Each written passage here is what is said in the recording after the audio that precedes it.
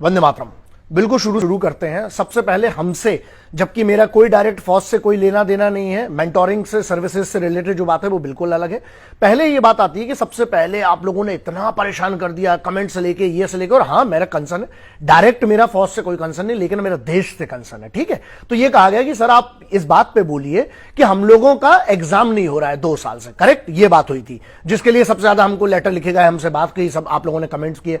दूसरी चीज ये कही गई कि जिनका 2 साल की उम्र निकल जाएगी सर, उनका क्या होगा, और फौज के एग्जाम ही नहीं हो रहे हैं, फौज की भर्ती नहीं निकल रही, ये सब हुआ। मैंने क्या किया, मैंने संवैधानिक तरीके से आप लोगों को बताया, क्योंकि मैं अपील नहीं कर सकता हूं, आप कर सकते हैं, क्योंकि आपके अगर कॉन्स्टिट्यूशनल राइट्स जो है, फंडामेंटल राइट्स, उसका अगर आपको लगता है कि नहीं पूरे हो रहे, तो आप कोर्ट जा सकते हैं, हाई कोर्ट, सुप्रीम कोर्ट। उस पर मैंने लगातार वीडियो की सीरीज की। उसके बाद मैंने 3 मार्च को लेटर लिखा, दूसरी बार लेटर लिखा माननीय महामहिम साहब को। तो इसमें दो बातें आती हैं। ठीक है, पहले महामहिम साहब को लेटर लिखा 3 मार्च को, उसके बाद यह लिखा कि बच्चों की 2 साल, क्योंकि कोविड के कारण 2 साल की इनकी उम्र की छूट हो। मैं तहे दिल से धन्यवाद करना चाहता हूं कि उसके बाद ये देखिए, उसके बाद ये लेटर का जवाब रक्षा मंत्रालय से। ठीक है, ये डेट है, ये पढ़ लीजिए। ठीक है, 26 मई को ये जवाब आता है मेरे पास। ये ब्रिगेडियर साहब हैं, ठीक है, डायरेक्टर जनरल साहब के एडिशनल ऑफिसर हैं, डायरेक्टर जनरल साहब के रतन कुमार ब्रिगेडियर साहब, और ये सीसी किया जाता है संबंधित पूरे मंत्रालयों को। ठीक है, मतलब विभागों को। उसके बाद मतलब इसको राष्ट्रपति साहब की तरफ से पिटीशन माने जाके उसके बाद फॉरवर्ड किया गया। उसके बाद रक्षा मंत्रालय ने उस चीज को संज्ञान में ले लिया राष्ट्रपति जी के आदेश पर। ठीक है, अब टूर ऑफ ड्यूटी और जो अग्निवीर का फिर अनाउंसमेंट हुआ, तो यहां पर सरकार का कहना क्या है कि फायदे गिनाए गए हैं सरकार की तरफ से, बिल्कुल, और बच्चों को जो है उसमें असहमति है कुछ लोगों की। मैं यहां पर एक बात करता हूं कि आपने मुझसे जो बोला था, मैंने क्या काम किया।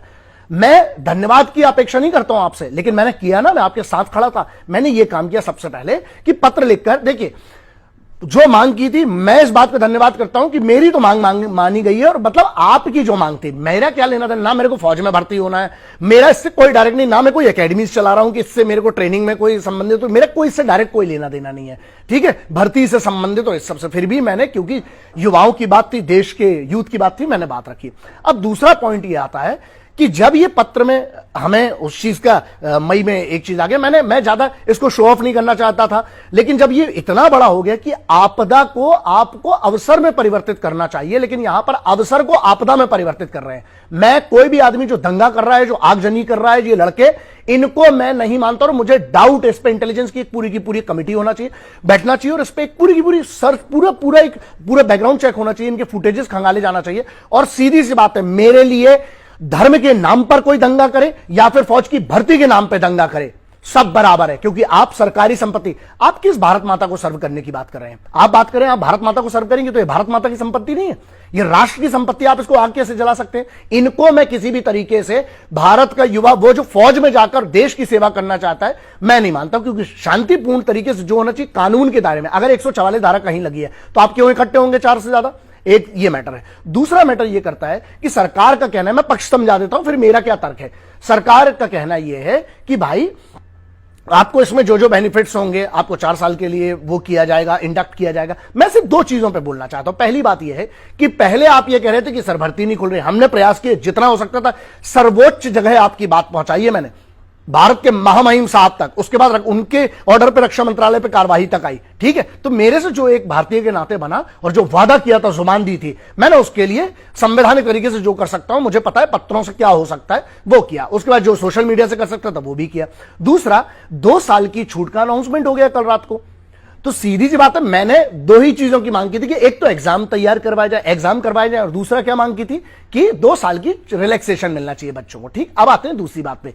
स्कीम का ऐसा है कि देखिए 4 साल के लिए इंडक्ट होंगे, 25% जो लोग रख लिए जाएंगे, हम उन पर फोकस क्यों नहीं कर रहे हैं?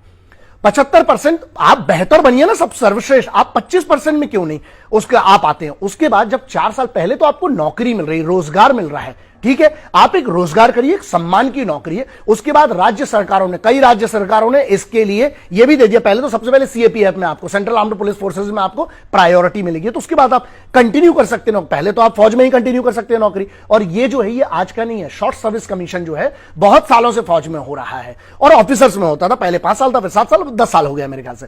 अब दूसरी बात ये आती है इसमें, तीसरा पॉइंट ये आता है कि जहां पर आप अगर इसको पूरा समझेंगे, इसको कि एक तरफ हमें फौज को मॉडर्न भी करना है और दूसरी तरफ तजुर्बा भी चाहिए जो सीनियर लोग हैं, ठीक है। तो उस पर 4 साल बाद जब ये स्कीम का, जब 4 साल बाद पहला बैच आएगा, 2 साल आपके लिए बढ़ गए हैं, आप पहले आइए। तो उसके बाद कुछ बच्चों ने ऐसा पता चला कि आत्महत्या करी। भाई देखिए, मैं इस आत्महत्या वाले पे इसलिए नहीं बोलना चाहता, ये कौन सी बात हुई यार, नहीं, आप लड़िए।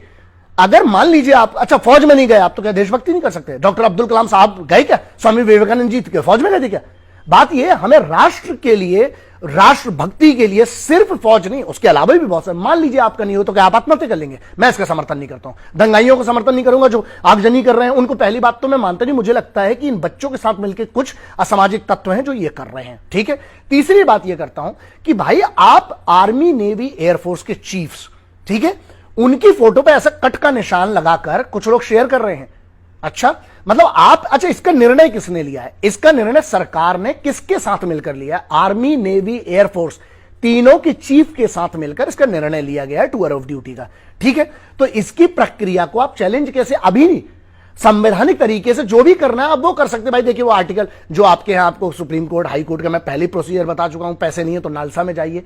मैटर यहां पर क्या करता है ना, बहुत सोचिएगा। रोजगार मिल रहा है, पहले तो आप अपनी एंट्री, अपनी कुवत साबित करके आप रोजगार लीजिए। दूसरी बात, आप इतना अच्छा परफॉर्मेंस कीजिए कि आप उस 25% में रह जाए ना। और तीसरी बात, 4 साल बाद, इसके बाद भी विचार विमर्श, हां अगर कोई त्रुटियां छूट गई हैं सरकार से तो उसके तरीके होते हैं, कानूनी तरीके, संवैधानिक तरीके होते हैं।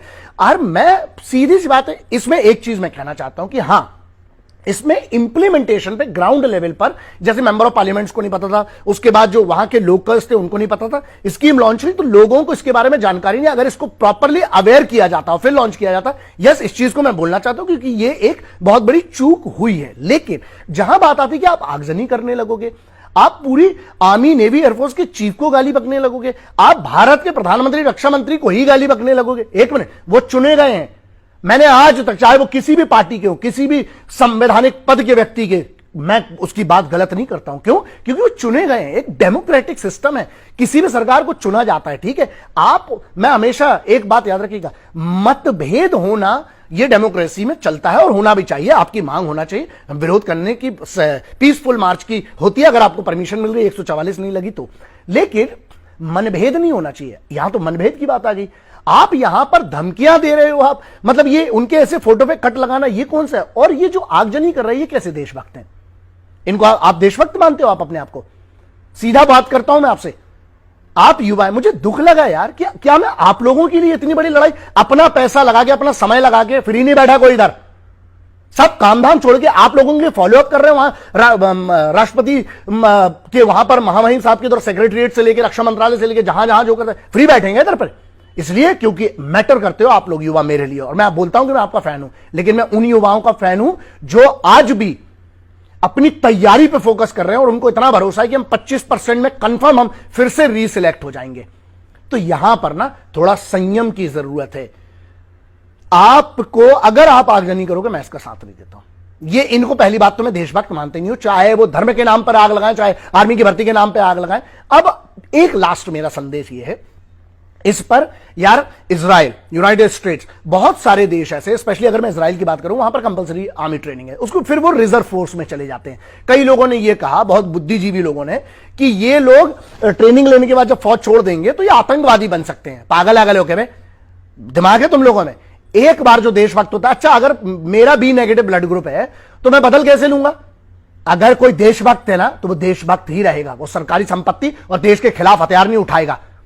और जब कई राज्यों की सरकार भी कह रही है कि प्रायोरिटी मिलेगी जॉब में, मैं ये कहता हूं कि आप लोगों की मांग थी कि नौकरी, आप भाई नौकरी में पहले अभी इंडक्ट तो होइए, लेकिन अगर आपने क्राइम कर दिया, आपके ऊपर एफआईआर हो गई, तो वैसे आपकी नौकरी चली जाएगी। तो थोड़ा बुद्धि का उपयोग करिए। और जो लोग आत्महत्या कर रहे, देखो अपने मां बाप का चेहरा देख लेना और जरा ये देखना कि आपका जीवन, अगर आप सच में देश के लिए जीना चाहते हो, तो सिर्फ फौज नहीं, उसके अलावा भी बहुत काम करके आप देश की सेवा कर सकते हो। अपने अपने स्तर पर आप बहुत सारी चीजों पे कर सकते हो। लेकिन, और जो लोग बरगला रहे हैं इसके लिए ना, वो भी मैं सीधे कहता हूं कि पहले आप पढ़ लीजिए, अपनी तैयारी कीजिए, पहले आप इंडक्ट होइए, जाइए तो फौज में। यार 2 मांगों के लिए आपने कहा था, मैंने पूरा एड़ी चोटी सिर माथा सब जोर लगा दिया। भाई पहली मांग थी कि सेना की भर्तियां शुरू की जाए, तो हो तो गई, इतने बड़े नंबर में भर्ती हो रही है, ठीक है। दूसरी ये मांग थी परमानेंट और टेम्परेरी वाला, मैं कौन हूं, मैं थोड़ी निर्णय कर सकता हूं यार। वो सरकार का और आर्मी नेवी एयरफोर्स तीनों की चीफ ने बैठ के किया है।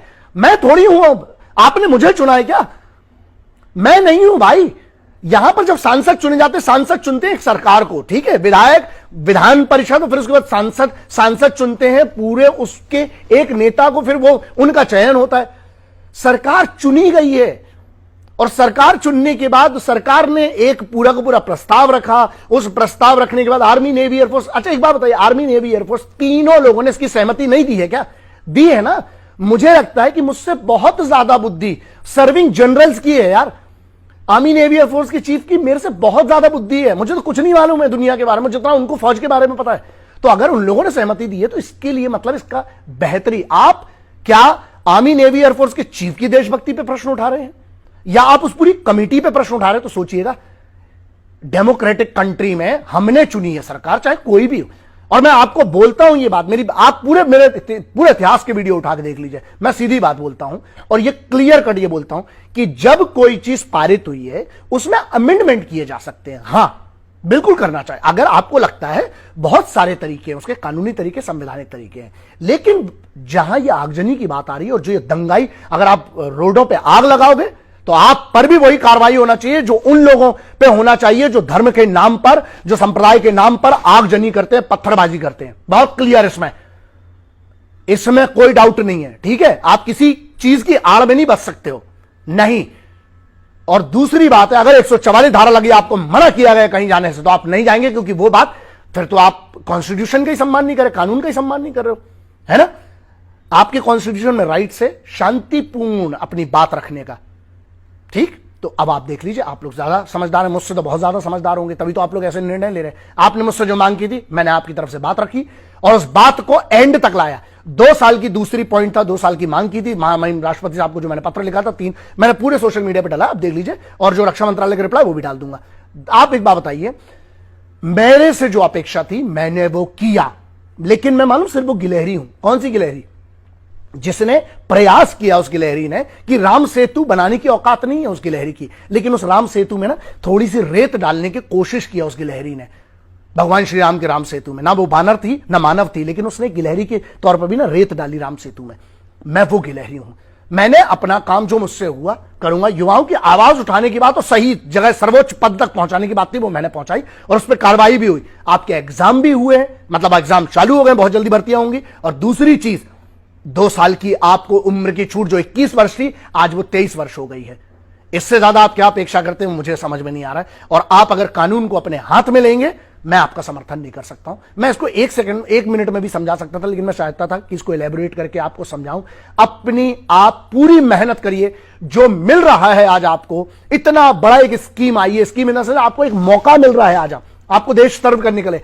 पहले तो वो भी नहीं था ना। हम अच्छाई देख लेना, अगर मौका, आप जाइए ना, आप अपने आप को साबित कीजिए। आप उसमें मान लीजिए आप निकाले भी जाएंगे तो आप आत्महत्या का रास्ता चुनेंगे, मैं इसका समर्थन नहीं करता हूं भाई। मेरे ऊपर भी बहुत परेशानी आई, मैंने भी बहुत झेला है, मरने की नहीं सोची लेकिन लड़ने की सोची है। अब बाकी आपकी मर्जी है। जय हिंद, वंदे मातरम, इंकलाब जिंदाबाद, भारत माता की जय।